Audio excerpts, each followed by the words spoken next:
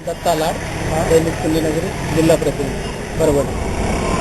परभणीच्या बाबतीत बोलायचं झालं तर परभणीच्या लोकांची मानसिकताच नाही. जे परभणीचे पुढारी आहेत तर त्यांनी कशा पद्धतीनं परभणी शहराला, परभणी जिल्ह्याला विकसित केलं पाहिजे ती मानसिकताच नाही. इथल्या पुढाऱ्याची एकमेकाविषयी द्वेषाची भावना, एकमेकाविषयी पाडण्याची भावना. त्यामुळे ते जे काही शासनाकडून फंड येतात ते फंड आणण्यासाठी ते कुठलेही प्रयत्न करत नाही, एकमेकाच्या गटांगळ्यामध्येच अडकलेले असतात.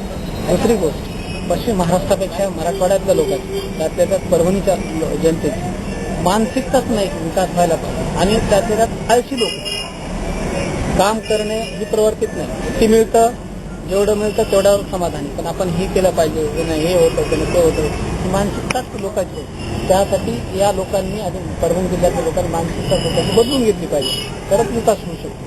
त्यातल्या त्यात ज्या पद्धतीचा विकास करायचा असेल त्या पद्धतीची ती माणसं हवी. मग ती राजकारणातली असो, प्रशासनातली असो, त्या क्वालिटीची माणसं या जिल्ह्याला अद्यापपर्यंत मिळालेली नाही. त्यामुळे परभणी जिल्ह्याचा विकास म्हणावा तसा अद्याप झालेला नाही. माहिती दिली त्याबद्दल धन्यवाद सर.